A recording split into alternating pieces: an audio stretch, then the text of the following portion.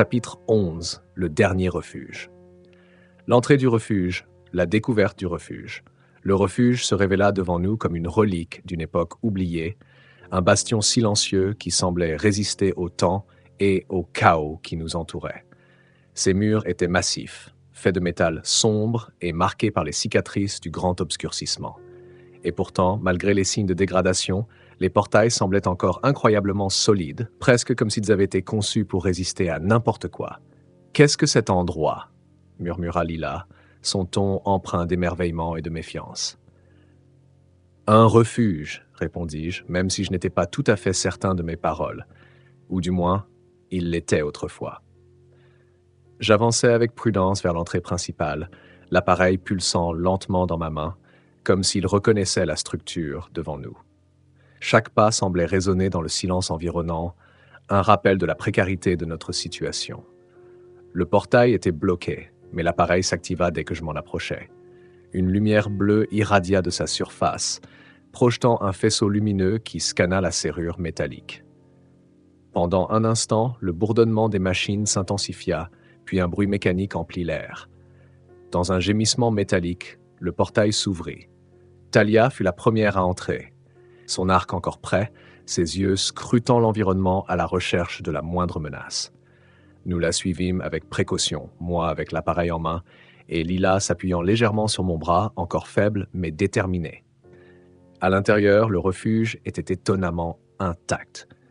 Les murs étaient lisses, recouverts d'un alliage métallique qui reflétait la lumière de manière surnaturelle. De vieux terminaux et moniteurs étaient éparpillés le long des parois, dont beaucoup semblaient encore fonctionner.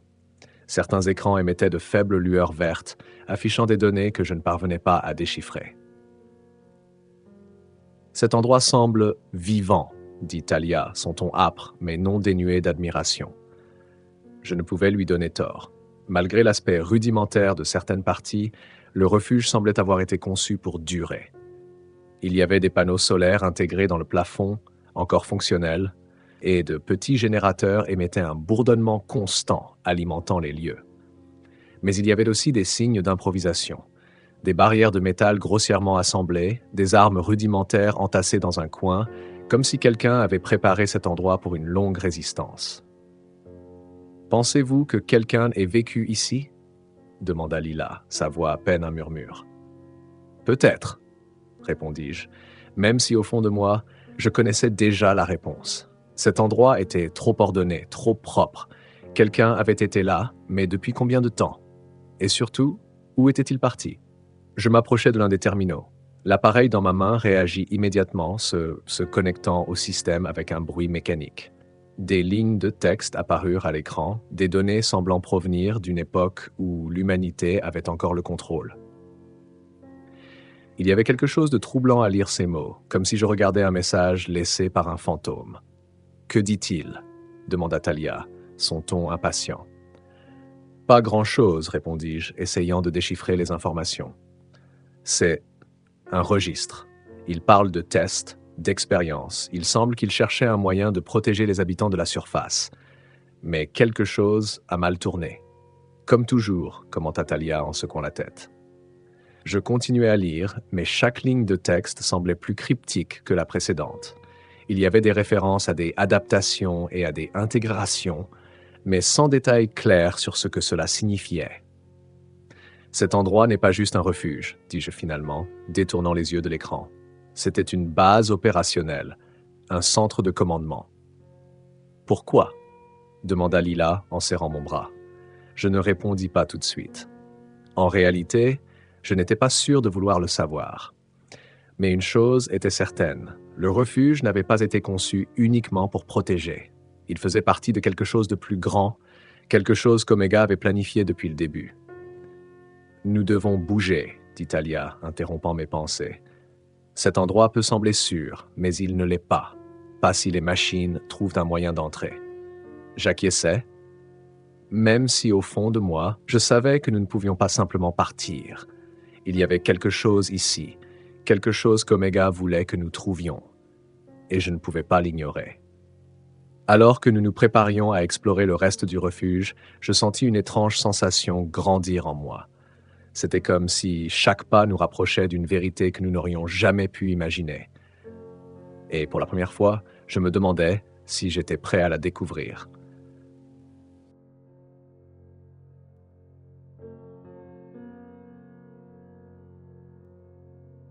Chapitre 11. Le dernier refuge. L'entrée du refuge. Une zone sûre.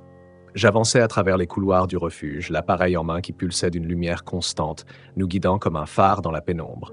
Chaque pas nous menait plus profondément, et avec lui grandissait une étrange sensation de répit, comme si nous avions enfin trouvé un lieu où le monde ne pouvait pas nous atteindre. Les murs étaient lisses, intacts, recouverts d'un étrange alliage métallique qui semblait refléter faiblement la lumière de nos instruments. Il n'y avait aucune trace de débris ni de signes de combat. Cet endroit était différent de tous ceux que nous avions rencontrés. Il était intact. Ici, tout semble trop parfait, dit Talia, sa voix chargée de méfiance alors qu'elle regardait les portes fermées sur les côtés du couloir. Son arc était prêt, chaque muscle tendu, comme si elle s'attendait à ce que quelque chose surgisse des ombres. Parfait ou non, c'est un endroit où nous pouvons respirer, rétorquai-je, mon regard fixé sur une porte que l'appareil indiquait comme sûre. J'ouvris cette porte d'une simple pression sur le panneau situé à côté. À l'intérieur, nous trouvâmes ce qui ressemblait à une salle de ravitaillement. Des étagères bien ordonnées, remplies de conteneurs scellés, de bouteilles d'eau et d'équipements médicaux de base. C'était comme si le temps s'était arrêté et que quelqu'un avait tout préparé pour le jour où nous en aurions besoin. « De la nourriture », murmura Lila, sa voix un souffle d'incrédulité. « Il y a de la vraie nourriture ici. » Son expression se transforma en un mélange de soulagement et d'émotion. Je ne pouvais pas lui en vouloir. Depuis des jours, nous survivions avec des rations insuffisantes et de l'eau à peine potable. La voir se détendre, même juste un instant, me procura un soulagement que je n'avais pas ressenti depuis longtemps. « Nous restons ici, » dis-je, en posant l'appareil sur l'une des étagères. « Au moins pour un moment.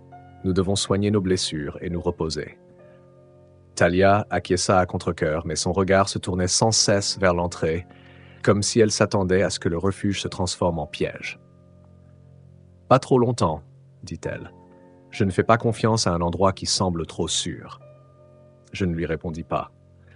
Je savais qu'elle avait raison, mais je ne pouvais pas ignorer ce dont nous avions besoin à cet instant. Du temps pour respirer, du temps pour guérir. Nous nous installâmes dans une pièce latérale où nous trouvâmes des lits rudimentaires et un vieux système d'éclairage qui fonctionnait encore. Lila s'allongea immédiatement, son souffle court tandis qu'elle essayait de récupérer de l'énergie. Je lui apportais une bouteille d'eau et l'observais tandis qu'elle buvait à petites gorgées, la couleur revenant lentement à son visage. « Comment te sens-tu » lui demandai-je. « Mieux » répondit-elle, même si le ton de sa voix restait faible. Elle me regarda dans les yeux, et pendant un instant, il sembla qu'elle voulait dire quelque chose de plus, mais elle se contenta de fermer les yeux pour se reposer. Talia, pendant ce temps, inspectait chaque recoin de la pièce. Elle inspecta les murs, contrôla les portes et même les équipements médicaux. « Cet endroit est trop propre, dit-elle, presque pour elle-même. Quelqu'un devait l'entretenir. » « Ou alors il est resté scellé, » répondis-je, même si je n'étais pas totalement convaincu. Son expression se durcit. « Peut-être. Mais cela ne signifie pas que nous sommes en sécurité. Il pourrait y avoir quelque chose ici que nous ne voulons pas découvrir. » Je m'approchai de l'une des étagères et pris une petite trousse de premier secours. Je trouvai un antiseptique et des bandages propres. Puis je m'agenouillai près de Lila pour soigner au mieux ses blessures.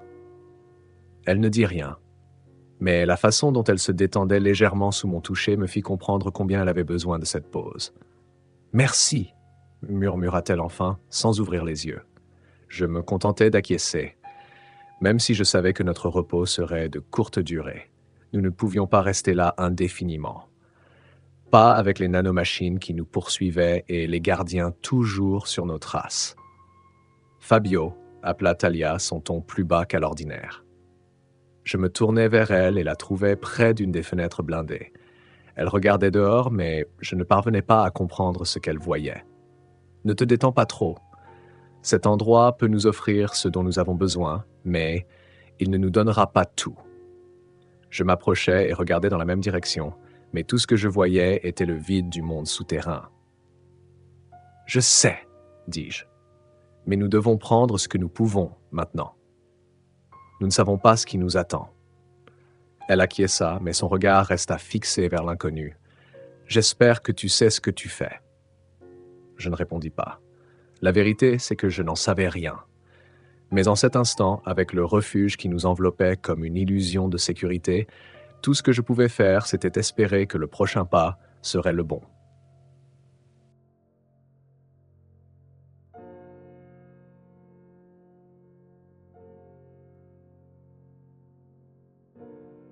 Chapitre 11. Le dernier refuge. L'entrée du refuge. Une présence inquiétante. J'avançais seul le long du couloir principal, laissant Talia et Lila se reposer dans la pièce sécurisée. Les murs étaient silencieux, mais l'air semblait vibrant, comme si le refuge lui-même retenait son souffle. L'appareil dans ma main émettait une pulsation constante, comme s'il communiquait avec quelque chose au-delà de ce que je pouvais voir. Au bout du couloir, une faible lumière m'attira vers une pièce plus grande. J'entrai et au centre, je trouvais un terminal. Il était différent de tous ceux que nous avions rencontrés. Plus grand, imposant, avec une surface qui semblait respirer sous la lumière bleue qu'il émettait. Son design était plus ancien, mais encore plein d'une vie mécanique que je ne pouvais pas expliquer. « Qu'est-ce que c'est » murmurai-je, presque en parlant à l'appareil. Je n'attendis pas de réponse. Je m'approchai et l'appareil réagit immédiatement. Il s'illumina d'une lumière intense et sans que je ne fasse rien, il se connecta au terminal. Les lumières de la pièce s'éteignirent un instant, puis une série de lignes de texte holographiques remplirent l'air. Accès au registre des porteurs précédents. Les mots flottaient devant moi, écrits dans une langue qui semblait une combinaison d'anciens langages humains et de symboles que je ne parvenais pas à déchiffrer. La phrase me frappa comme un coup de poing. « Porteur précédent » répétai-je, confus. « Fabio !» La voix de Talia rompit le silence alors qu'elle entrait dans la pièce, son arc prêt. Ses yeux se fixèrent immédiatement sur le terminal, puis sur moi. « Que fais-tu » ? Ce terminal parle des porteurs précédents, lui répondis-je, incapable de détacher mon regard des mots flottants. Il y en avait d'autres comme moi. « Et cela t'étonne » répliqua-t-elle à le ton acerbe. « Tu pensais être le premier, l'appareil ne s'est pas créé tout seul. Quelqu'un d'autre a dû l'utiliser avant toi. » Ces paroles avaient du sens, mais la pensée me troublait. S'il y avait eu d'autres porteurs, qu'étaient-ils devenus ? Avaient-ils accompli leur mission ou avaient-ils été détruits par le chemin qu'ils avaient choisi ? « Je dois en savoir plus, dis-je, et ma main se dirigea vers le panneau pour accéder au registre. « Arrête !» dit Talia, son ton froid et ferme. « Chaque fois que tu touches quelque chose dans cet endroit, tu réveilles quelque chose que nous ne pouvons pas contrôler. Nous avons déjà perdu Malik à cause de tes impulsions. Veux-tu aussi risquer la vie de Lila ?» Je m'arrêtai. Ces mots étaient comme un poignard, mais je ne pouvais pas les ignorer. Je savais qu'elle avait raison, mais la curiosité était insupportable. Ce terminal était une fenêtre sur quelque chose qui pouvait tout changer. « S'il y a des informations ici, nous pourrions les utiliser pour comprendre, » dis-je, tentant de me justifier. Talia secoua la tête. « Comprendre quoi, Fabio ? Que Omega te manipule ? Que cet appareil te guide vers ta propre perte ? Tu sais déjà tout ce que tu as besoin de savoir. Nous marchons droit dans un piège. » Je baissai les yeux sur l'appareil. Il continuait de pulser, comme un cœur métallique battant de sa propre volonté. Il semblait m'encourager à ignorer Talia, à découvrir ce que contenaient les registres. Mais en moi, une partie grandissante commençait à se demander si elle n'avait pas raison. « Nous ne pouvons pas continuer à naviguer à l'aveugle, » dis-je finalement. « Cet endroit est différent. Il pourrait contenir des réponses que Omega ne veut pas que nous voyions. Ou alors il pourrait nous détruire, » répliqua Talia. « Et alors toutes les réponses que tu cherches ne serviront à rien. » La tension dans la pièce était palpable. Je sentais le poids de son mépris, le doute qui grandissait entre nous. Mais je ne parvenais pas à me détacher du terminal. Il me semblait presque qu'il m'appelait, qu'il voulait me montrer quelque chose d'important, quelque chose que personne avant moi n'avait réussi à voir. Finalement, Talia secoua la tête et se dirigea vers la sortie.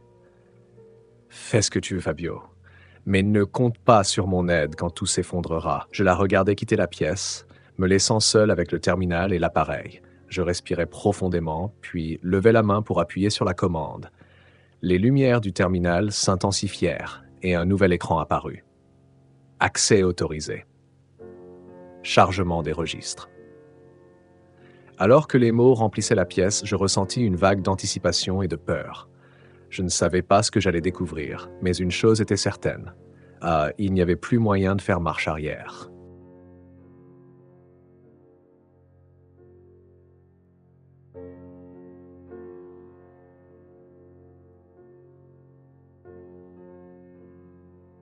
Chapitre 11.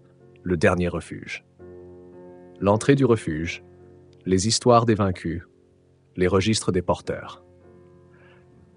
Le terminal projeta une série d'hologrammes qui remplirent la pièce de lumière vacillante. Les registres commencèrent à défiler devant moi, fragmentés et incomplets, mais suffisants pour raconter une histoire que je n'étais pas prêt à entendre. Je n'étais pas le premier. Les noms défilaient les uns après les autres, chacun accompagné d'une brève description. Âge, origine, durée de la tentative. Certains étaient jeunes, d'autres moins. Certains venaient de lieux dont je n'avais jamais entendu parler, vestiges d'un monde qui n'existait plus. Nom, Arlene Jorak. Durée de la mission, 3 mois. Résultat, mission interrompue. Porteur décédé suite à l'interférence des nanomachines. Nom, Keira Sol. Durée de la mission, 1 an et 4 mois. Résultat, mission échouée. Porteuse a perdu sa stabilité mentale. Nom, Varek Nol. Durée de la mission, 2 semaines. Résultat, mission abandonnée. Porteur a refusé de poursuivre. Chaque nom est un coup. Chaque ligne racontait une histoire de sacrifice et d'échec, de personnes qui, comme moi, avaient été choisies par Omega pour mener à bien une mission qui semblait impossible. Je regardais ces mots, incapable de détourner le regard, tandis que les vies de ces inconnus se dévoilaient devant moi comme des échos lointains. Certains rapports étaient plus détaillés, décrivant leur lutte, les choix qu'ils avaient faits, les moments où ils s'étaient effondrés. Arlene avait été capturée par les gardiens de la poussière et utilisée comme exemple pour d'autres. Keira avait passé des mois dans les refuges souterrains, luttant contre la solitude et les visions induites par l'appareil, jusqu'à perdre complètement la raison. Varek avait tout simplement abandonné, jetant l'appareil dans une rivière et disparaissant. Il me semblait entendre leur voix, percevoir leur désespoir, leur combat pour donner un sens à quelque chose qui leur échappait. Chaque histoire était un reflet sombre de ce que je vivais, un avertissement qui me criait de m'arrêter avant qu'il ne soit trop tard. Fabio. Je me retournai brusquement et trouvai Lila sur le seuil. Elle avait une expression pâle mais déterminée, comme si elle avait compris d'elle-même ce que j'étais en train de lire. « Qu'est-ce que tout cela ?» me demanda-t-elle, avançant lentement vers moi. Ce sont les registres des porteurs précédents, répondis-je en essayant de garder mon calme. Je n'ai pas été le premier à porter cet appareil, il y en a eu d'autres. Elle s'arrêta à côté de moi, ses yeux parcourant les informations flottantes. Chaque mot semblait la frapper plus que je ne l'aurais voulu. Et qu'est-il advenu d'eux ? Je ne parvenais pas à répondre. La réponse était là, aussi claire que le soleil, mais je ne voulais pas la dire à voix haute. Je ne voulais pas admettre que chaque porteur avant moi avait échoué, que personne n'avait jamais accompli la mission qu'Omega leur avait confiée. « Ils n'ont pas réussi », murmurai-je finalement, ma voix me semblant un souffle vide dans la pièce silencieuse. Lila ferma les yeux, comme si elle cherchait à absorber le poids de ses mots. « Et tu penses être différent ?» Je ne savais pas comment lui répondre. Je voulais y croire. Je voulais penser qu'il y avait quelque chose en moi qui me rendait capable de mener à bien cette mission. Mais la vérité était que chaque pas que je faisais me rapprochait du doute absolu. Talia entra dans la pièce, son regard sombre se fixant sur nous. « As-tu trouvé quelque chose d'utile ou es-tu simplement en train de fouiller dans les tombes d'autres vaincus ?» Ces personnes n'étaient pas des vaincus, répondis-je en essayant de contenir ma colère. Ils ont fait ce qu'ils pouvaient avec ce qu'ils avaient. Et s'ils n'ont pas réussi à achever la mission, cela ne signifie pas qu'ils ont échoué. Cela signifie que cette mission pourrait être impossible. Enfin, quelque chose sur laquelle nous sommes d'accord, répondit Talia en croisant les bras. Alors, que faisons-nous? Continuons-nous à suivre un appareil qui nous mène vers le même destin? Je ne répondis pas tout de suite. Je regardais l'appareil dans ma main, sentant sa pulsation familière, comme un cœur qui battait uniquement pour moi. Je n'étais pas sûr de ce qui nous attendait, mais je savais que je ne pouvais pas m'arrêter. Pas après tout ce que nous avions traversé. « Nous devons continuer, dis-je finalement, ma voix plus assurée que je ne me sentais vraiment. Je dois savoir ce qu'il y a au bout de tout cela. » Lila me regarda et pendant un instant, je vis la douleur dans ses yeux. « Et si la fin n'était pas quelque chose que nous pouvions affronter, Fabio? Y as-tu seulement pensé? » Je ne répondis pas, parce qu'au fond de moi, je savais qu'elle avait raison. Mais je savais aussi qu'il n'y avait plus de chemin de retour.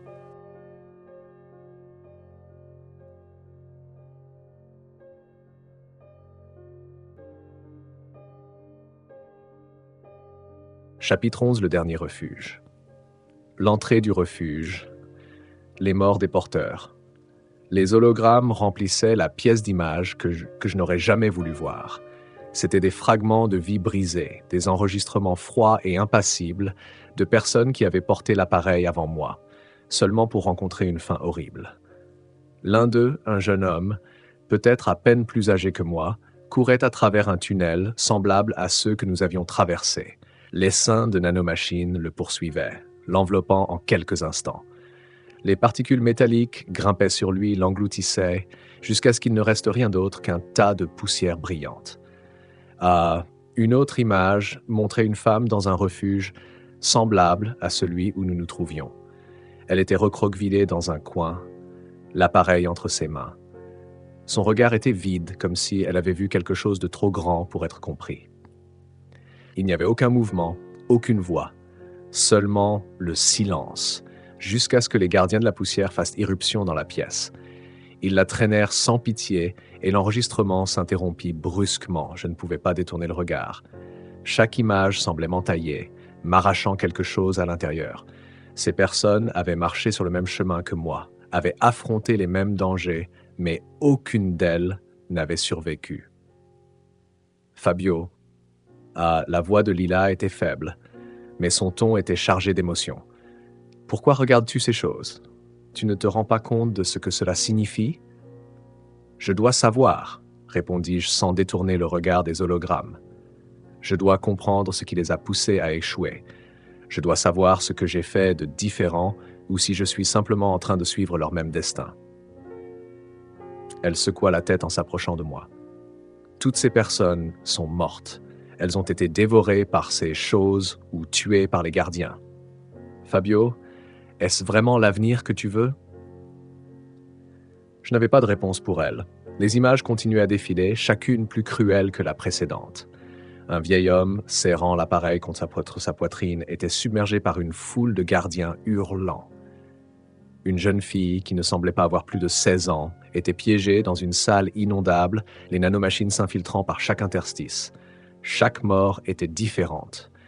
Mais elles avaient toutes un point commun. L'appareil était toujours avec eux. « Nous n'avons pas d'autre choix, » intervint Talia, son ton dur et direct comme toujours. Elle s'approcha du terminal, fixant les images sans ciller. « Si nous nous arrêtons maintenant, nous mourrons de toute façon. Les gardiens sont sur nos traces et les nanomachines ne s'arrêteront pas tant qu'elles n'auront pas tout consumé. Avancer pourrait être notre seule chance. »« Et si avancer nous tuait tous ?» rétorqua Lila, sa voix tremblante. « Fabio n'est pas un héros, ce n'est pas un sauveur. C'est juste un garçon qui suit un appareil qu'il n'en prend pas. » Ces mots me frappèrent plus que je ne voulais l'admettre. Elle avait raison. Je n'étais pas un héros, je n'étais pas spécial. Et pourtant, j'étais là, l'appareil entre les mains, portant un fardeau que personne ne semblait vouloir. « Je ne peux pas ignorer tout cela, » dis-je en essayant de rester calme. « Je ne peux pas faire semblant que ces vies aient été gaspillées. S'il existe une chance de faire quelque chose de différent, je dois essayer. » Lila me regarda longuement, ses yeux pleins de douleur et de colère. « Et si tu finis comme eux, Fabio? Et si tout cela n'était qu'un autre cycle d'échecs, Je ne peux pas te regarder mourir pour quelque chose qui pourrait ne jamais avoir de sens. Talia croisa les bras, son regard durci. Alors nous devons nous assurer qu'il ne tombe pas, peu importe ce que cela signifie. Ces mots restèrent suspendus dans l'air, lourds comme un fardeau. Talia ne le disait pas ouvertement, mais le sens était clair. Elle était prête à tout pour survivre, même si cela signifiait sacrifier moi ou n'importe qui d'autre. Je restais silencieux un moment, fixant le dernier hologramme que le terminal affichait. Un homme debout devant un portail métallique, l'appareil brillant dans ses mains. Il n'y avait aucune description, aucun résultat enregistré. Seulement une image d'espoir inachevée.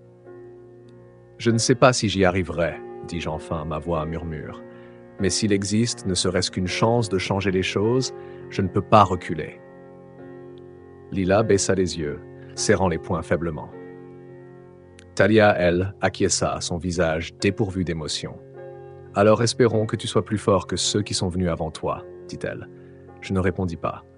Au fond de moi, je savais que l'espoir était la seule chose qu'il nous restait. Et peut-être était-il déjà trop fragile pour survivre.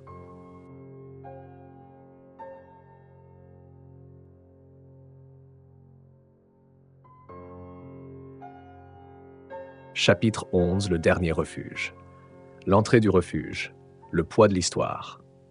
Les lumières holographiques vacillaient faiblement dans la pièce, projetant des ombres qui semblaient se mouvoir d'elles-mêmes. Je restais silencieux, fixant le terminal qui venait de révéler une autre vérité bouleversante. Ce n'était pas seulement un registre, ce n'était pas seulement des histoires d'échecs, c'était quelque chose de plus. Ah, l'appareil que je serrais entre mes mains n'était pas seulement une clé, ni un outil pour me guider vers un objectif prédéfini. C'était un test, une cruelle expérience conçue pour éprouver chaque partie de moi. Mon corps, mon esprit, mon âme. Omega ne cherchait pas simplement un porteur. Il cherchait quelqu'un d'assez fort pour endurer tout cela. Je ressentais le poids de cette révélation comme un bloc de pierre sur ma poitrine. Il m'était difficile de respirer alors que tout devenait clair. Chaque porteur, avant moi, avait échoué parce qu'il n'avait pas été capable de résister, de supporter le fardeau que cet appareil imposait. Il ne s'agissait pas seulement de survivre aux gardiens de la poussière ou d'échapper aux essaims de nanomachines. C'était quelque chose de plus profond, un jeu de résistance psychologique qui creusait en toi, faisant ressortir le meilleur comme le pire. « Ce n'est pas juste », murmurai-je, les mots m'échappant avant même que je ne puisse les retenir. Lila et Talia me regardèrent, mais elles ne répondirent pas tout de suite. Peut-être attendaient-elles que je poursuive, ou peut-être ne savaient-elles pas quoi dire. « Ce n'est pas juste », répétai-je, cette fois plus fort. Omega savait ce qu'il faisait. Il a tout construit pour voir jusqu'où nous pouvions tenir. Il ne se soucie pas de nous en tant qu'êtres humains. Il veut seulement tester notre force avant de nous briser. « Alors arrête de le suivre », dit Talia en croisant les bras. Son ton était tranchant, mais une note de lassitude perçait sous la surface. « Si tu sais que tout cela n'est qu'un test, pourquoi continuer? Pourquoi ne pas tout abandonner et chercher un moyen de vivre ?» Je ne répondis pas immédiatement. Pourquoi ne pouvais-je pas abandonner? Pourquoi ne pouvais-je pas simplement arrêter de suivre l'appareil et tenter de survivre comme tout le monde? La réponse était simple et cruelle. Il n'y avait aucun moyen de vivre, pas en dehors de ce chemin. Omega avait façonné un monde où avancer était la seule option. Parce que si je m'arrête, c'est fini, dis-je finalement, ma voix emplie d'amertume. Il n'y aura aucun futur, aucune chance. Tout cela, tout ce que nous avons fait jusqu'à présent, n'aurait servi à rien.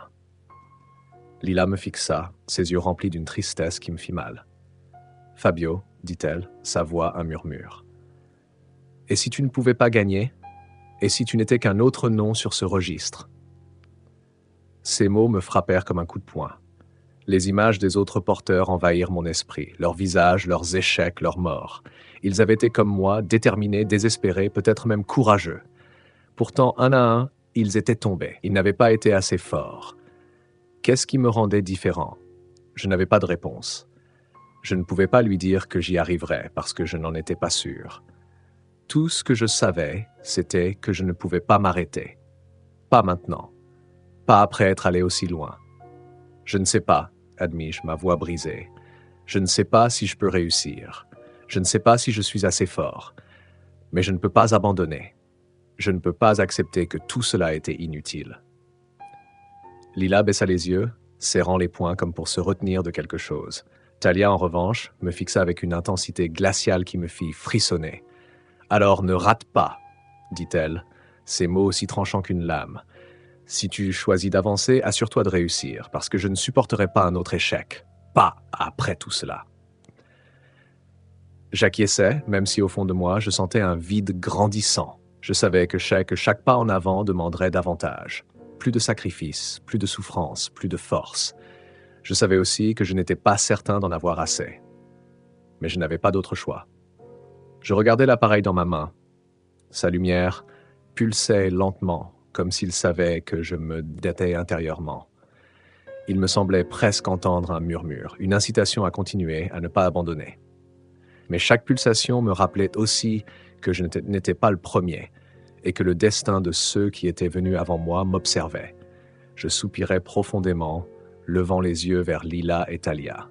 « Je ne vous promets rien, dis-je, ma voix plus ferme que je ne me sentais vraiment. Mais je ferai tout ce que je peux pour ne pas échouer. » Je n'attendis pas leur réponse. Je me tournai vers le terminal, prêt à éteindre les hologrammes. Mais au moment où je le fis, un dernier message apparut à l'écran. « Seul le plus fort résistera. » Ces mots restèrent gravés en moi, tandis que nous nous préparions à quitter le refuge. Je ne savais pas si j'étais assez fort, mais j'étais prêt à le découvrir.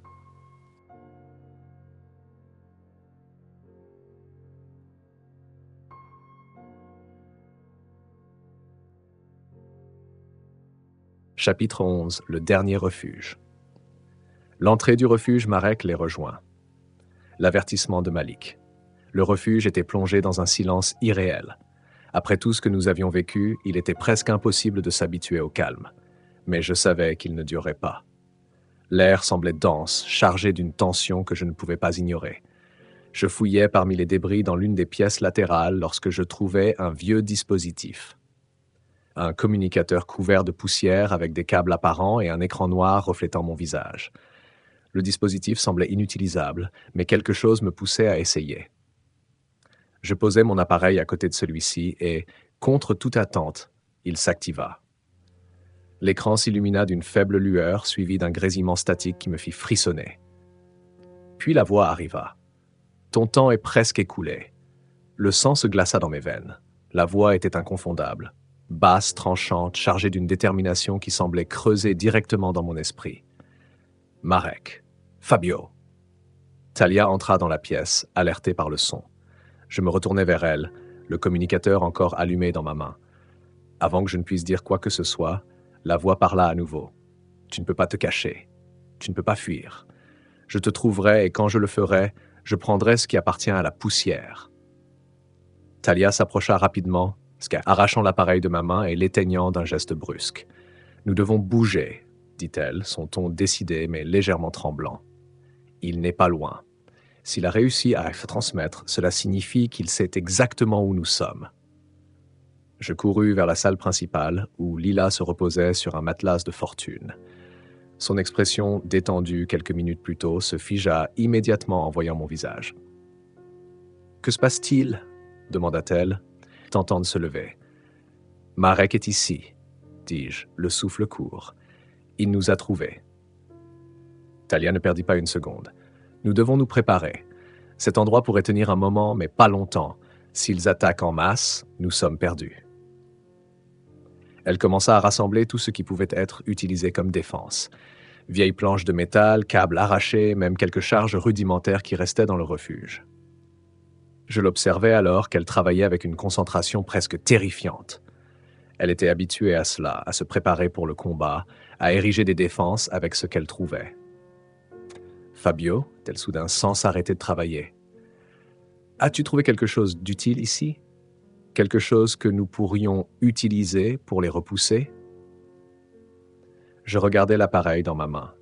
Sa lumière pulsait lentement, comme s'il attendait d'être utilisé. Mais je ne savais pas s'il s'agissait d'une ressource ou d'un danger. « Je ne sais pas, avouai-je. Cela pourrait nous aider, mais cela pourrait aussi empirer les choses. Je ne le comprends pas encore complètement. Nous n'avons pas le luxe d'attendre que tu le comprennes, rétorqua Talia. Si tu as quelque chose qui peut les arrêter, utilise-le. Lila s'approcha de moi, le visage pâle mais résolu. Fabio, fais ce que tu dois faire. Mais promets-moi que tu ne risqueras pas ta vie inutilement. Ah. J'acquiesçais, même si je n'étais pas certain de pouvoir tenir cette promesse. Le temps semblait se resserrer autour de nous alors que nous nous préparions. Talia installa des défenses improvisées, plaçant des charges explosives au point stratégique et bloquant les entrées secondaires avec tout ce qu'elle trouvait. Lila, malgré son état, proposa son aide, mais Talia l'obligea à se reposer. « Nous aurons besoin de toi quand le chaos commencera », lui dit-elle. Moi, je continuais à fixer l'appareil. Chaque pulsation semblait être un message, un appel, mais je n'arrivais pas à le comprendre. Je me demandais si Marek avait lui aussi un appareil, s'il était guidé par la même force qui me poussait à avancer. Et si c'était le cas, pourquoi? Soudain, le communicateur que j'avais laissé allumé dans la pièce voisine émit un autre grésillement. Je courus pour l'éteindre, mais pas avant que la voix de Marek ne résonne à nouveau. « Je t'observe, porteur. Je te rejoindrai bientôt. » Je l'éteignis, le cœur battant à tout rompre. Marek ne bluffait pas. Il était proche et son arrivée était inévitable.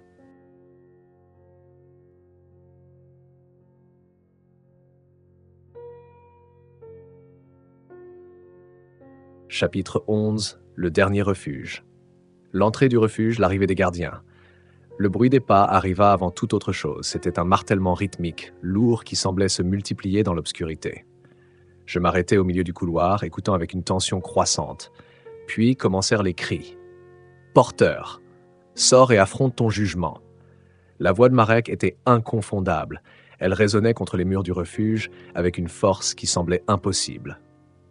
Derrière lui, les gardiens hurlaient leurs prières déformées, une cacophonie de menaces et de fanatisme qui me glaça le sang. « Fabio !» Talia me rejoignit, son arc déjà prêt. Ils sont là. Ils essaient de forcer les portes principales. Les portes principales avaient été barricadées du mieux que nous pouvions avec tout ce que nous avions trouvé. Poutres de métal, meubles renversés, même l'une des vieilles caisses découvertes dans l'une des pièces. Cela ne suffirait pas. Une explosion soudaine fit trembler tout le refuge. Un vacarme assourdissant suivi d'une pluie de poussière et de fragments métalliques.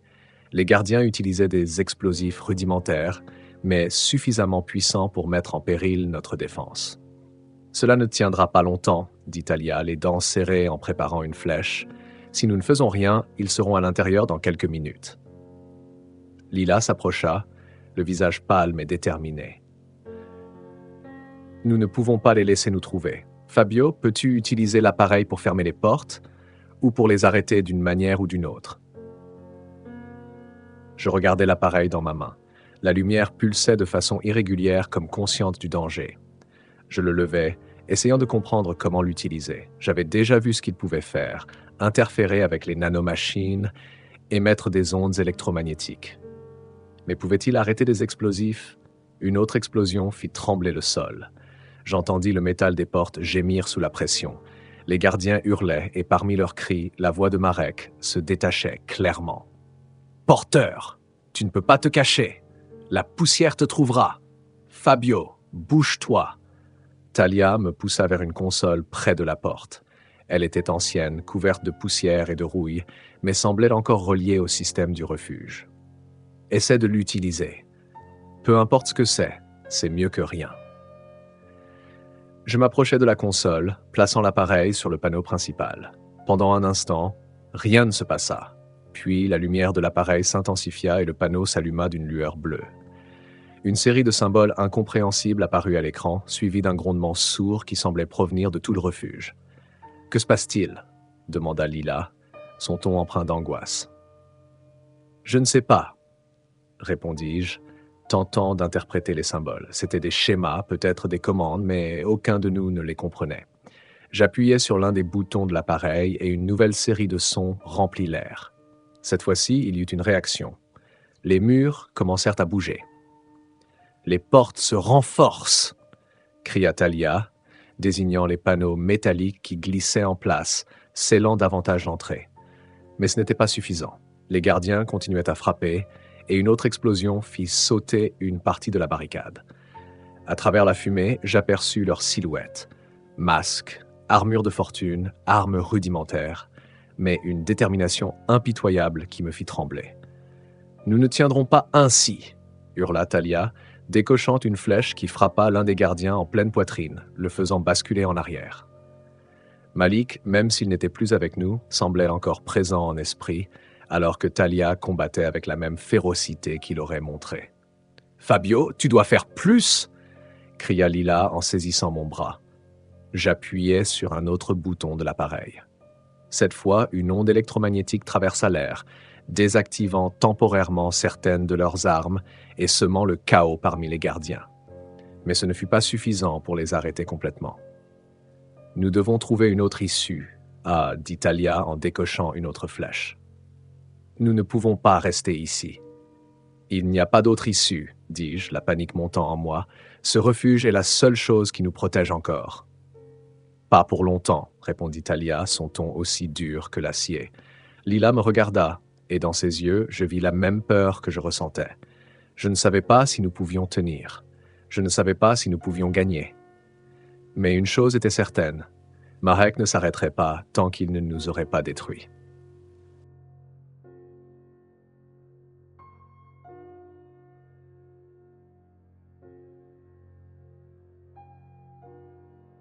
Chapitre 11. Le dernier refuge. L'entrée du refuge, un défi personnel. Le chaos régnait dans le refuge. Les explosions secouaient les murs et les cris des gardiens se mêlaient aux coups métalliques contre les portes. Mon cœur battait à tout rompre, l'appareil serré entre mes mains comme une ancre à laquelle me raccrocher. Jamais je n'aurais imaginé que tout puisse en arriver là. Et puis, cela arriva.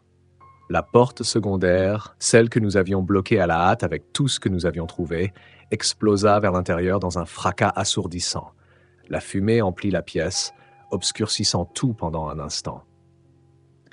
Je toussais, essayant de voir à travers le brouillard lorsqu'une silhouette massive émergea de l'obscurité. Marek. Il était plus imposant que dans mes souvenirs, avec son masque décoré qui réfléchissait la faible lumière des lampes du refuge. Son corps était enveloppé d'une armure rudimentaire faite de pièces de métal et de tissus entrelacés.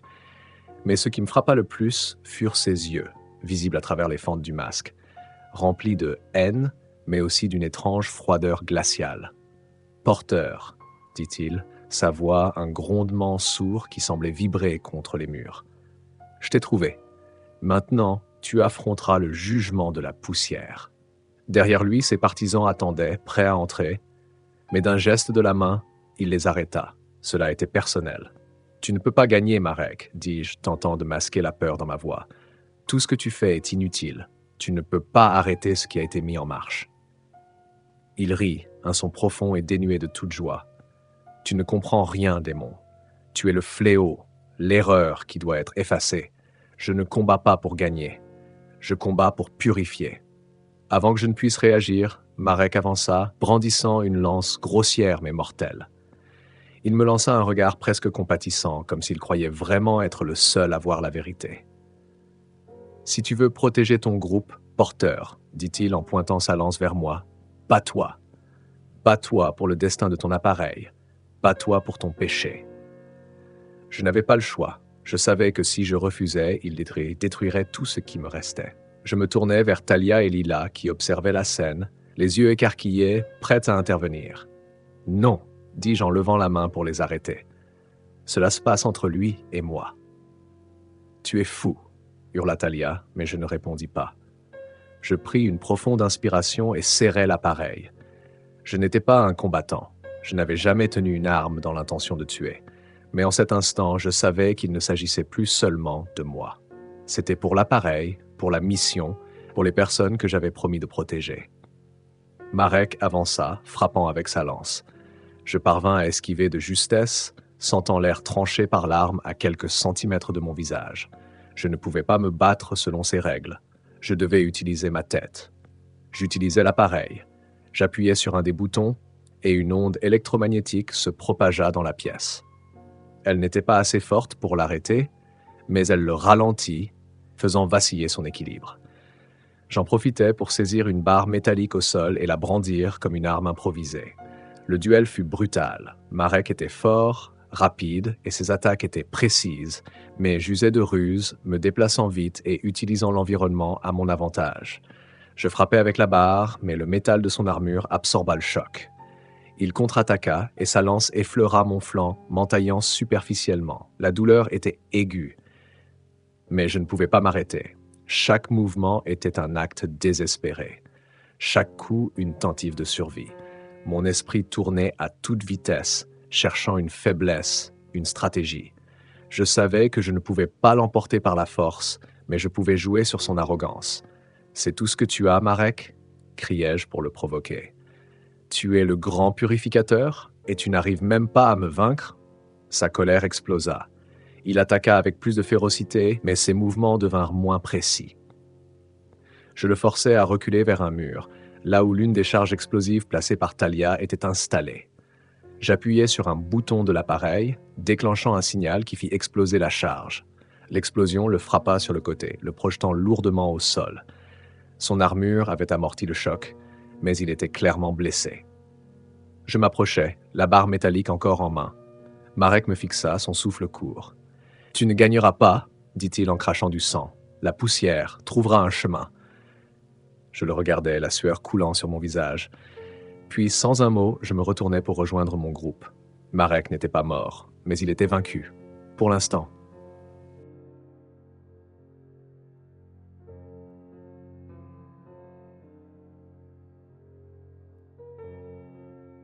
Chapitre 11, le dernier refuge. L'entrée du refuge, un combat désespéré. La brutalité de Marek. Marek avança vers moi avec une inquiétante sérénité, chaque pas résonnant comme une sentence. Sa lance était levée, prête à frapper, et la lumière vacillante du refuge se reflétait sur son masque décoré. J'essayais de me concentrer, d'anticiper son prochain mouvement, mais son regard froid et implacable me paralysait. Il porta le premier coup. Un geste rapide et brutal, la lance s'abaissant vers moi avec une précision mortelle. Je parvins à me décaler juste à temps, mais le métal affilé effleura mon bras, me laissant une entaille superficielle qui brûlait comme du feu. « Tu n'es rien d'autre qu'une ombre, » dit Marek avec mépris, continuant d'avancer. « Tu n'es pas digne de porter ce qui appartient à la poussière. » Serrant l'appareil dans ma main gauche, je cherchais désespérément un moyen de me défendre. Je n'avais ni la force physique de Marek, ni son expérience du combat, mais j'avais mon intelligence. Je devais utiliser l'environnement, la technologie, tout ce qui pouvait renverser la situation. Un autre assaut, encore plus féroce. La lance s'abattit comme un éclair, frappant le sol métallique dans un fracas assourdissant alors que j'esquivais de justesse. Je me réfugiai derrière un panneau tombé, essayant de gagner du temps, mais Marek ne me laissa aucun répit. « Tu ne peux pas fuir, porteur !» hurla-t-il en frappant le panneau avec une force telle qu'il le brisa en deux. L'impact me projeta en arrière, et une douleur fulgurante parcourut mon dos lorsque je heurtai violemment le sol. Au loin, j'entendis Talia crier mon nom. Je tournai la tête vers elle et la vis aux prises avec deux gardiens. Ses flèches étaient épuisées, et elle luttait au corps à corps avec une rage que je ne lui avais jamais vue. Chaque mouvement était précis, mais ses adversaires étaient implacables. « Fabio, lève-toi !» hurla Talia en bloquant un coup de hache avec un morceau de métal. « Tu ne peux pas abandonner maintenant !» Ces mots me ramenèrent à la réalité. Je ne pouvais pas permettre à Marek de gagner. Je ne pouvais pas laisser tout s'arrêter ici. Marek s'approchait à nouveau, son pas lourd et inexorable. Je levai l'appareil, espérant pouvoir m'en servir à mon avantage.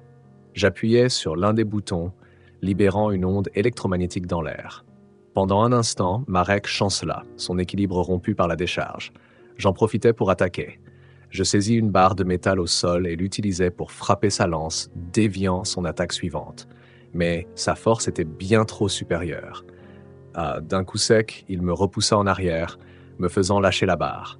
J'étais au sol, le souffle court et les mains tremblantes. Marek s'approcha, levant sa lance au-dessus de moi. « C'est ton destin, porteur. Cela s'arrête ici. » Puis un cri féroce interrompit l'instant. Talia, dans un geste désespéré, parvint à frapper l'un des gardiens, récupérant son couteau et le lançant en direction de Marek. La lame ne l'atteignit pas directement, mais passa assez près pour le distraire. Je saisis ma chance. Avec toute la force qu'il me restait, je pointais l'appareil vers Marek. J'appuyais sur un autre bouton, et cette fois, une énergie plus puissante jaillit. Marek hurla en tombant en arrière, secoué par la décharge. Je me relevais lentement, les jambes tremblantes, mais le danger n'était pas écarté. Talia continuait de se battre, et les gardiens étaient encore trop nombreux. Je savais que nous n'avions plus beaucoup de temps. Le refuge, notre ultime défense, était sur le point de devenir notre tombe.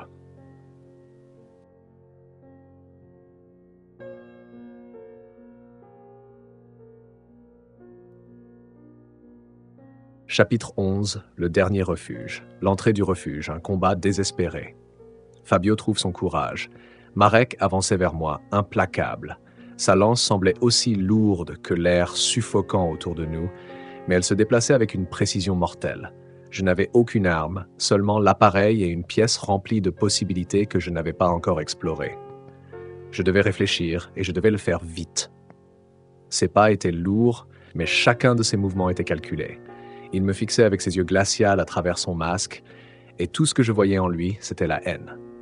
Il n'y avait ni peur, ni hésitation. « Tu es déjà fini, porteur, » dit-il d'une voix rauque. « Mais je ne veux pas que tu meures rapidement. Je veux que tu voies ta fin, que tu sentes la poussière te consumer. » Je respirais profondément, l'appareil toujours serré entre mes mains. Je sentais le métal pulser, presque comme s'il était vivant. Je balayais la pièce du regard, cherchant quelque chose, n'importe quoi, qui pourrait me donner un avantage. Puis je la vis.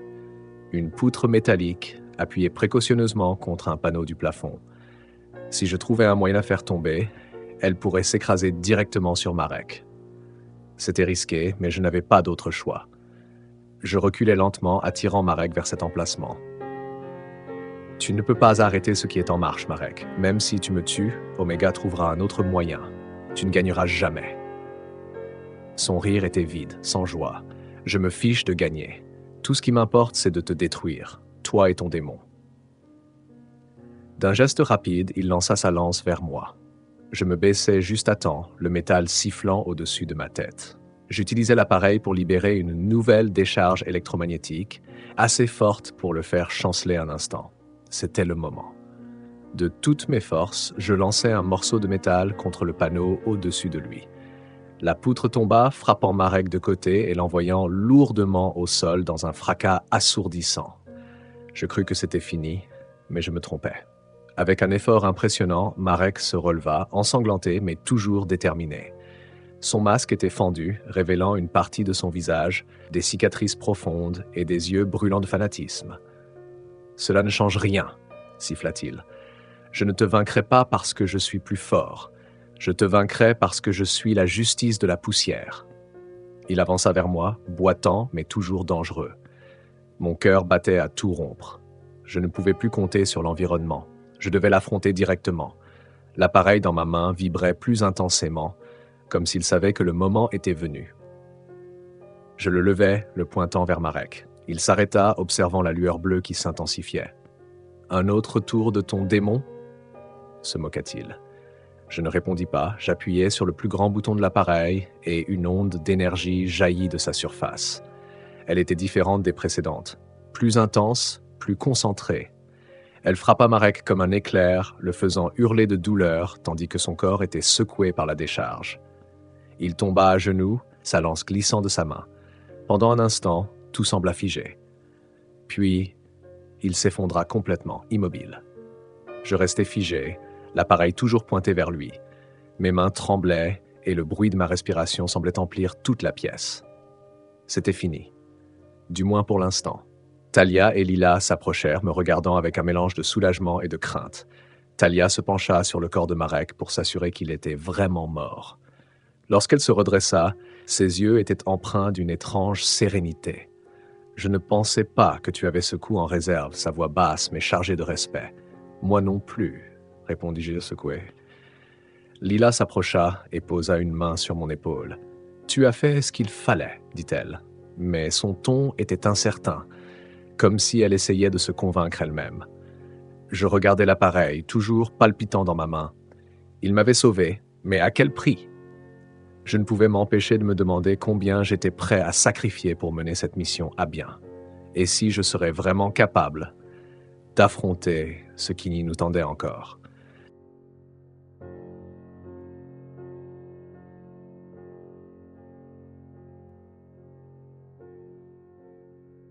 Chapitre 11. Le dernier refuge. L'entrée du refuge. Un combat désespéré. La fin de Marek. Marek gisait devant moi, son souffle court et irrégulier. Son masque, fendu et brisé, laissait entrevoir un visage ravagé par les cicatrices, témoignage d'années de lutte et de souffrance. Le sang s'écoulait lentement d'une profonde blessure à son flanc, formant une flaque sombre sur le sol métallique. Ses yeux, pourtant, n'avaient rien perdu de leur feu. Il me fixait avec une intensité qui me faisait vaciller. Malgré son état, il subsistait en lui une étrange force, une détermination qui semblait défier la mort elle-même. « Porteur », murmura-t-il d'une voix rauque, brisée par la douleur. « Tu crois avoir gagné ?» Je restai immobile, l'appareil toujours serré entre mes mains. Je ne répondis pas, mais le poids de ses paroles était tangible. « Tu ne comprends rien. Ce n'est pas Oméga, l'ennemi, poursuivit-il en crachant du sang. Le détruire condamnera l'humanité. Lui voit au-delà de ce que tu peux comprendre, au-delà de ta vision limitée du monde. » Je fis un pas en arrière, sentant la tension monter en moi. Ces mots étaient du poison, s'insinuant dans mon esprit, alimentant chacun de mes doutes. « Tu crois être le sauveur, continua-t-il avec un rictus amer. Mais tu n'es pas différent de moi. Nous sommes tous deux des instruments. Nous détruisons tous deux, au nom de ce que nous croyons juste. » Je sentis le sang se glacer dans mes veines. Je ne voulais pas croire à ces paroles, mais je ne pouvais pas les ignorer. Chacune d'elles trouvait un écho en moi, réveillant mes propres incertitudes. « Marek », murmurai-je, cherchant les mots justes. Mais que pouvais-je dire à un homme qui avait voué sa vie entière à combattre quelque chose que moi-même je ne comprenais pas entièrement? Il rit. Un son faible et brisé. Cela n'a aucune importance. Ce que tu fais, ton destin est déjà scellé. La poussière trouvera son chemin. À ces mots, son corps se raidit un instant, puis se détendit. Ses yeux, qui jusqu'alors brûlaient d'une intensité farouche, s'éteignirent lentement. Marek était mort. Je restais là, à fixer son corps sans vie. L'appareil dans ma main continuait de pulser, comme impatient de me guider vers la prochaine étape, mais je ne pouvais pas bouger. « Fabio », entendis-je la voix de Lila derrière moi. « C'est terminé. » Je me retournai vers elle. Ses yeux étaient remplis d'inquiétude, mais aussi d'une douceur qui semblait vouloir m'apaiser. Pourtant, je ne parvenais pas à trouver de réconfort. « Est-ce vraiment terminé ?» demandai-je, la voix brisée. « Ou bien est-ce que je viens de faire le premier pas vers quelque chose de pire encore ?» Elle ne répondit pas. Peut-être n'avait-elle pas de réponse, ou peut-être savait-elle que rien ne pourrait apaiser mes doutes en cet instant. Talia s'approcha, posant une main sur mon épaule. « Tu as fait ce que tu devais faire, » dit-elle avec une fermeté qui semblait autant destinée à elle-même qu'à moi. « Ne laisse pas ces paroles te détruire. Ce n'était qu'un fanatique, rien de plus. » Mais ces mots ne réussirent pas à me rassurer. Je regardais encore le corps de Marek, me demandant s'il n'avait pas eu raison. Et si détruire Oméga signifiait réellement condamner l'humanité? Si je faisais erreur sur toute la ligne, je me penchais et fermais doucement les yeux de Marek. Même dans la mort, son visage restait marqué par cette même conviction farouche qu'il avait affichée toute sa vie. « Tu n'es pas comme lui », murmurai-je pour moi-même, comme si ces mots pouvaient chasser les doutes qui me rongeaient. Mais au fond de moi, je savais que ce ne serait pas aussi simple.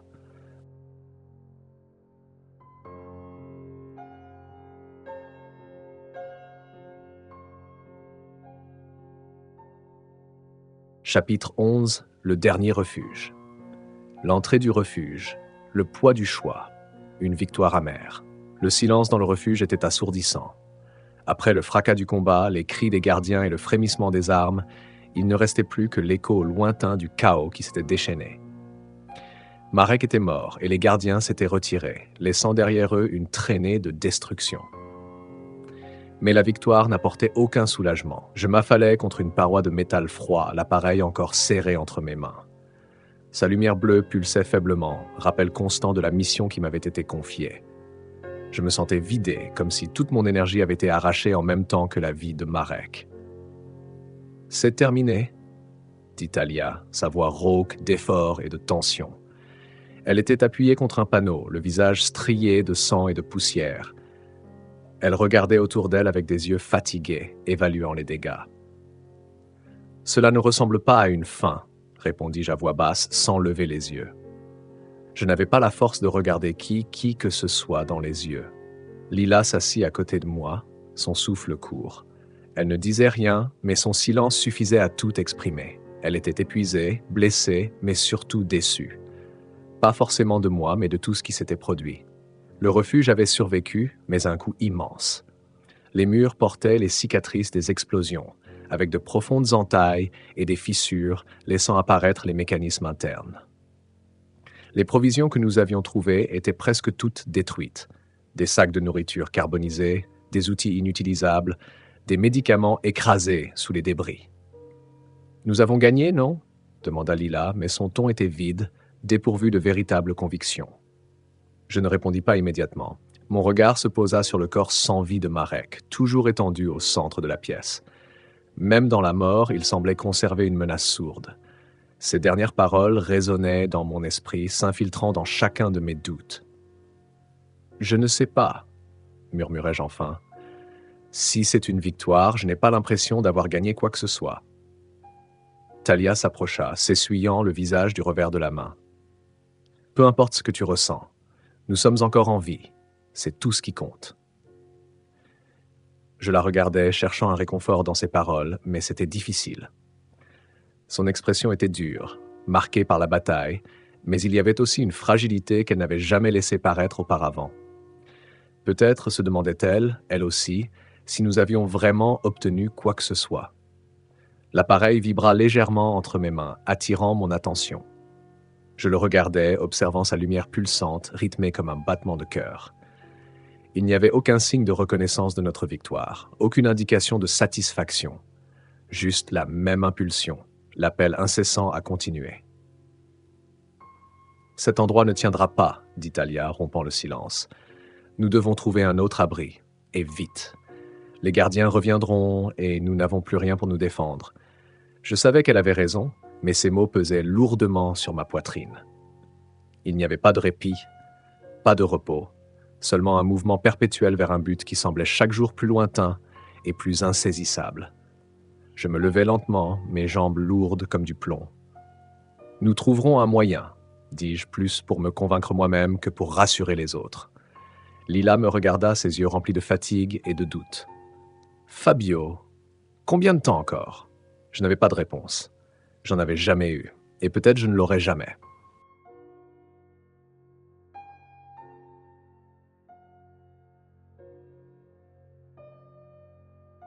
Chapitre 11. Le dernier refuge. L'entrée du refuge, le poids du choix, doutes et peurs. Nous nous assîmes autour de l'un des rares endroits du refuge encore intact, un coin avec quelques chaises en métal et une table cabossée.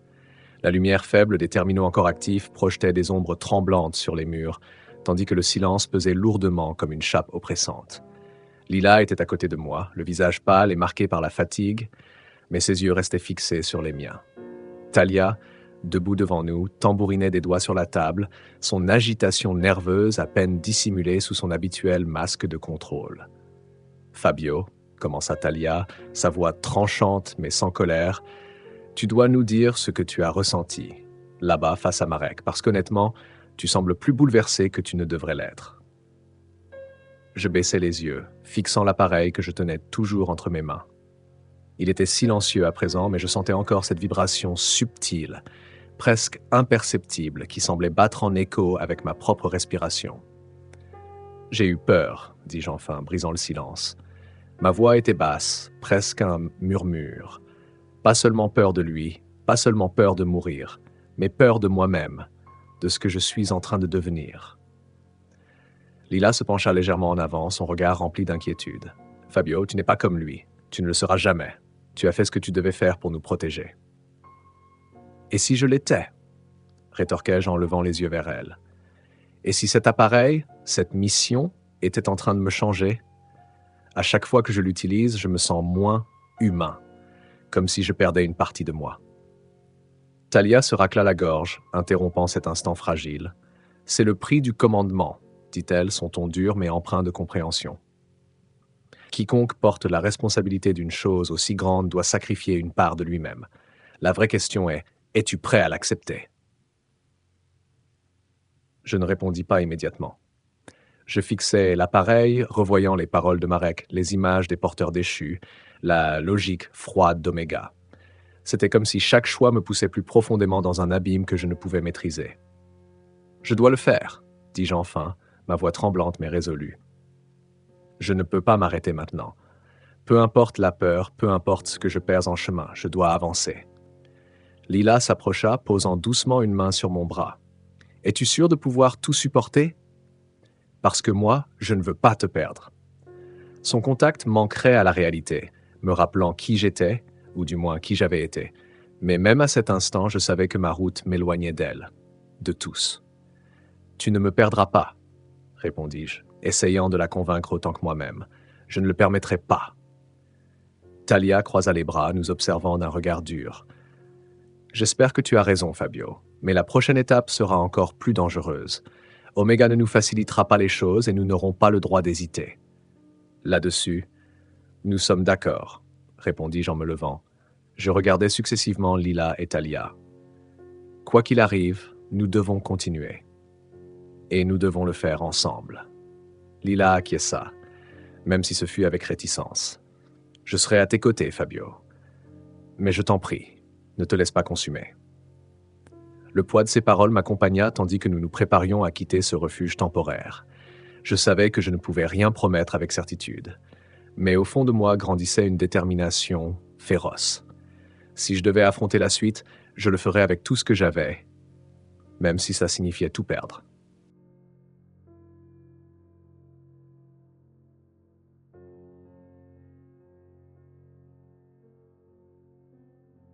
Chapitre 11, le dernier refuge. L'entrée du refuge, le poids du choix. Une nouvelle mission. J'étais assis près du terminal, l'appareil entre mes mains qui pulsait faiblement, presque comme s'il était vivant. Devant moi, une carte holographique était projetée depuis l'unité centrale. Elle était détaillée, complexe et désignait un point unique au cœur de la cité souterraine. Cet endroit. Le terminal principal d'Oméga. Je me levais lentement, la lumière bleue de la carte se reflétant sur mon visage. C'était comme si l'appareil me guidait, mais je ne pouvais ignorer le doute qui s'insinuait en moi. Me montrait-il vraiment la bonne voie, ou m'attirait-il vers quelque chose que je ne pourrais ni comprendre ni contrôler? « C'est là, » dis-je, ma voix calme mais tendue, le cœur de la cité. Oméga est là. Tout ce qui s'est passé, tout ce que nous avons traversé, nous a menés ici. Talia s'approcha, les bras croisés. « Et qu'est-ce que tu comptes faire une fois arrivé ?» demanda-t-elle d'un ton méfiant. « Tu as vu de quoi Oméga est capable? Tu crois vraiment qu'il nous laissera simplement le désactiver? » « Je ne sais pas, » admis-je, « mais je ne peux plus reculer. Cet appareil, il m'a conduit ici pour une raison. Je dois comprendre laquelle. » Lila était assise par terre, le visage pâle et marqué par l'épuisement. Elle me regardait, ses yeux pleins d'inquiétude, mais aussi de résignation silencieuse. « Fabio, » dit-elle doucement, « et si ce que tu trouves là-bas est pire que tout ce que nous avons déjà vu ?» Je m'agenouillai près d'elle, prenant sa main dans la mienne. « Je ne sais pas, » répondis-je sincèrement, « mais je sais que nous ne pouvons pas continuer à vivre dans le doute. Nous ne pouvons pas continuer à fuir. Nous devons l'affronter, quoi qu'il arrive. » Lila serra ma main, mais son regard resta fixé sur le sol.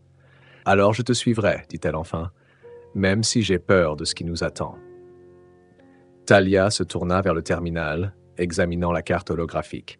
« Il y a des passages ici qui pourraient nous rapprocher sans croiser d'autres essaims de nanomachines, » observa-t-elle, « mais ils ne seront pas sûrs. Nous manquons de ressources et nous n'avons pas droit à l'erreur. » « Nous n'avons pas le choix, » répondis-je en fixant la carte. « Nous ne pouvons pas rester ici. Nous ne pouvons pas faire marche arrière. C'est tout ou rien. » Talia acquiesça, même si c'était à contre-cœur. « Alors, bougeons, plus nous attendons, plus nous risquons d'être retrouvés par les gardiens ou les machines. Je me tournai vers Lila pour l'aider à se relever. Elle était faible, mais son esprit n'était pas brisé. Je me demandais si je possédais cette même force, cette capacité à continuer d'avancer malgré l'incertitude. L'appareil brillant légèrement dans mes mains, je pris la tête du groupe vers la sortie du refuge. Chaque pas semblait alourdir un peu plus mon fardeau. Chaque regard de mes compagnons me rappelait combien j'avais à perdre. « Fabio, » dit Talia alors que nous progressions dans les couloirs, « c'est notre dernière chance. Si tu échoues là-bas, il n'y aura plus rien pour nous sauver. » Je n'échouerai pas, dis-je avec une assurance que je ne ressentais pas vraiment. Alors que le refuge disparaissait derrière nous, une chose était certaine. Nous nous dirigions vers le centre de la cité, vers l'endroit où tout avait commencé. Oméga nous attendait. Et au fond de moi, je savais que la décision que je prendrais là-bas changerait à jamais le cours de notre histoire.